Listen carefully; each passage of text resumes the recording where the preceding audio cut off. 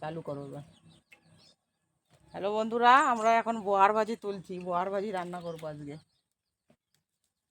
রান্না করে দেখাবো আজকে কি করে রান্না করি। দাঁড়াও দেখি, আমি সবগুলো হাতে পাবো? হাতে পাবো না, উপরের গুলো।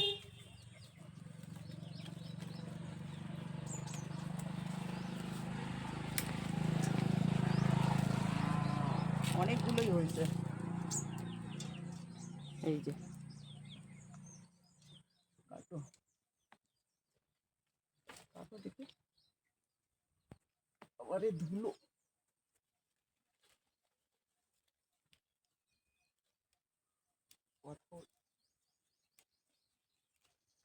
উঠেছে তো অনেকগুলোই পাতা উঠেছে। ওই এই জায়গাটা তুমি দাঁড়াও না গো, আমার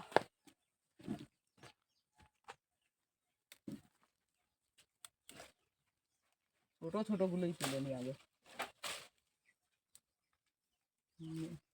অনেকগুলোই হবে। আর কোথায়?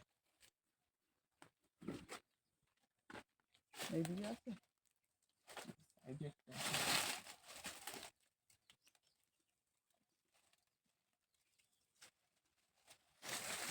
এই যে এই কটাই হয়ে যাবে, কাটো।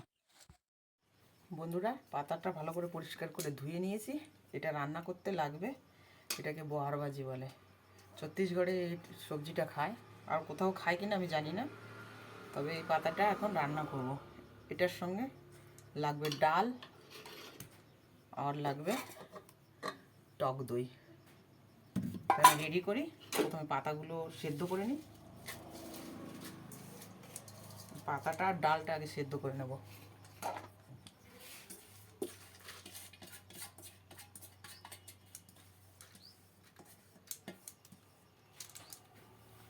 দেব নুন,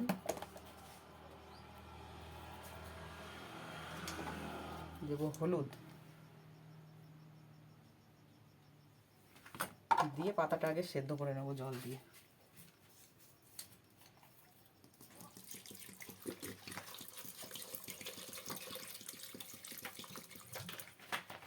কম জল দিয়ে সেদ্ধ করব, যাতে বেশি জল না হয়।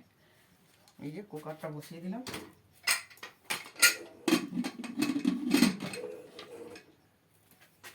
দেব আগুন।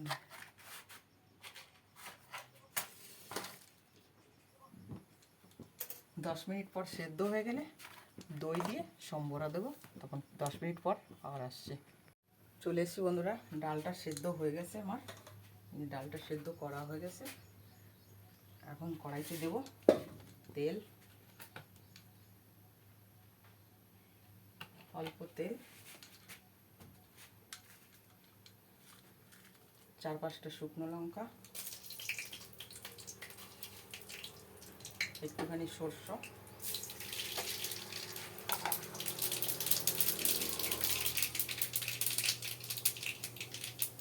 সরষেটা ফুটে যাবে যেই ঢেলে দেবো টক দই।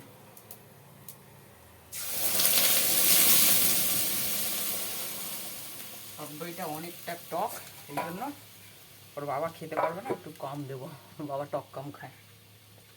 এবার রেখে দেবো সেদ্ধ করে রাখা ডাল আর পাতাটা এর সঙ্গে মিলিয়ে দেবো।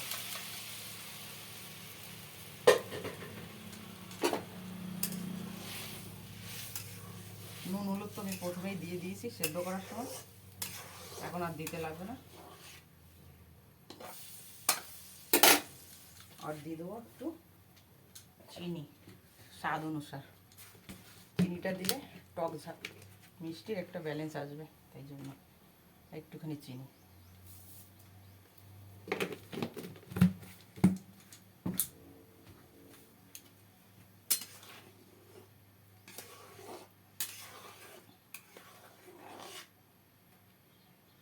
এটা 10 মিনিট উবালবে, ফের দইটার সঙ্গে ডালটা মিশে যাবে, তৈরি হয়ে যাবে বোয়ার ভাজি। ডালটা রেডি হয়ে গেছে, টক ডালটা। এবার আমি নামিয়ে নেবো বন্ধুরা। গ্যাসটা অফ করলাম। কড়াইটা বড় হয়ে গেছে আমার।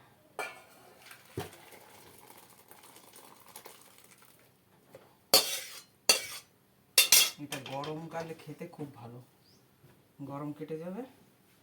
এই যে গরম গরম ভাতের সাথে খেতে ভালো লাগে। বাই বন্ধুরা।